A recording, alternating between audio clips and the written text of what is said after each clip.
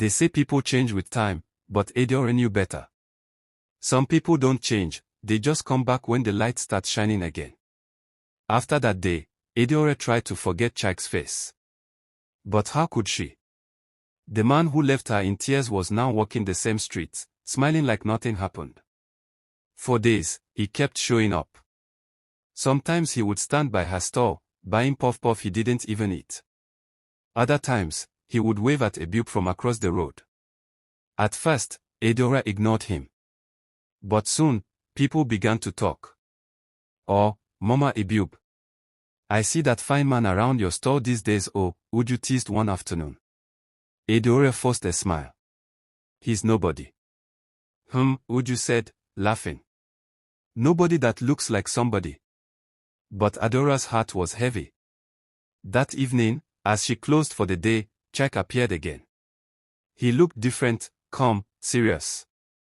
"Adaora, please hear me out," he said quietly.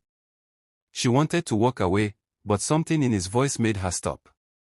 He told her about the years after he left, how he ran to Lagos out of fear and shame, how life humbled him.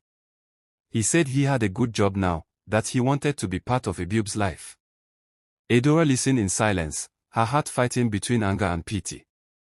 When he finished, she said softly, "You walked away when I was crying. You left me to face the world alone. And now you want to play father." "I made mistakes," Chike said. "But I've changed. Please, Adaora. Let me make it right." She shook her head. "Go home, Chike. I don't need anything from you." But as she turned to leave, he said something that made her freeze. "If you won't let me be in his life, I'll go to court." That night, Adaora couldn't sleep. Her son was everything to her. The thought of losing him, even for a day, made her heart ache. She sat outside, staring at the moon, whispering, "God, please protect my boy. I've carried him alone. Don't let anyone take him from me." Her neighbor, Mama Nkechi, saw her and came closer. "Why are you still awake, my daughter?" Adaora told her everything. The old woman sighed deeply. "Men like that come when blessings begin to show. You must be wise.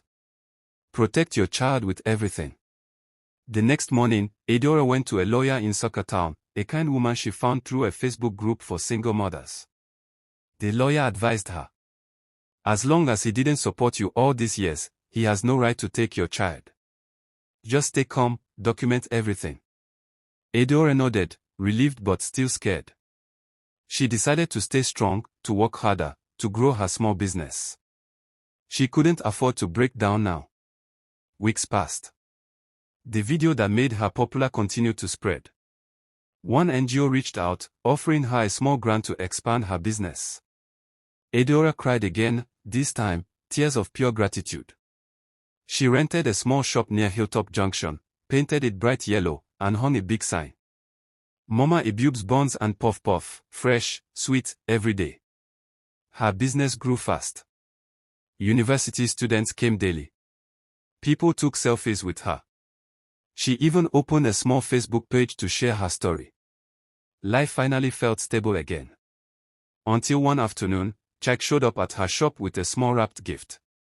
"It's just clothes for Ebube," he said gently. "I'm not here to fight." Adaora hesitated, then took the gift.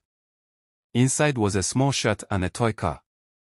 That evening, Ebube jumped with excitement. "Mommy, who bought it?" Adaora sighed. "A friend."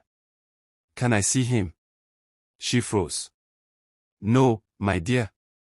Not yet." Days turned into weeks, and slowly, Chike began helping in small ways, paying school fees, buying food. At first, Adaora didn't want his help, but life in Nsukka wasn't easy. Sometimes, his money came when she needed it most. But the more he helped, the more he tried to get close again. He would say things like, "We could start afresh, Adaora. For the sake of our son." Adaora would just smile and change the topic.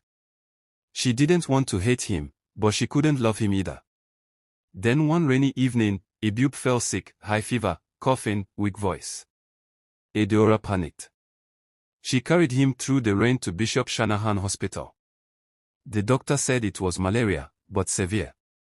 She stayed by his bed all night, whispering prayers.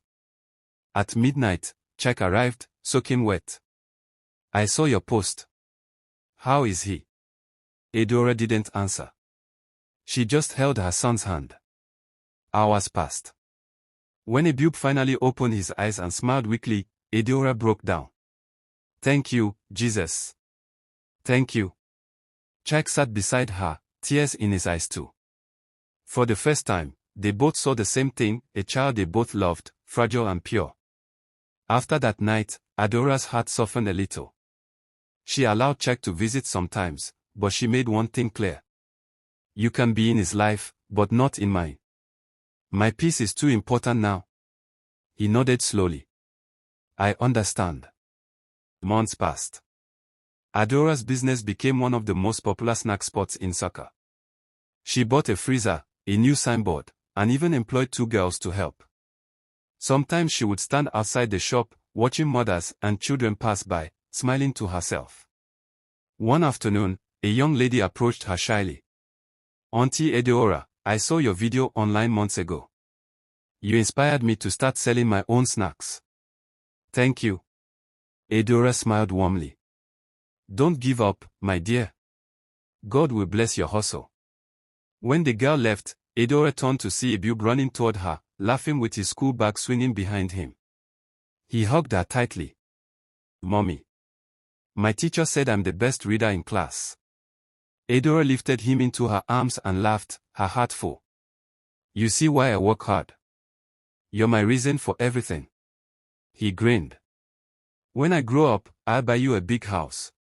She laughed louder. "Then I'll fry buns inside the kitchen."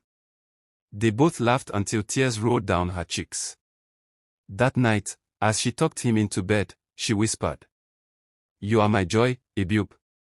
The reason I smile, even when life is hard." And in that quiet room, she finally understood, motherhood wasn't just about pain or sacrifice. It was about finding strength in love and peace in purpose. The next morning, as Adaora opened her shop, a soft breeze passed through Nsukka town. The same road that once carried her tears now carried her laughter. And as she looked at her son playing outside, she smiled and said, "Truly, there is no greater joy than the joy of motherhood."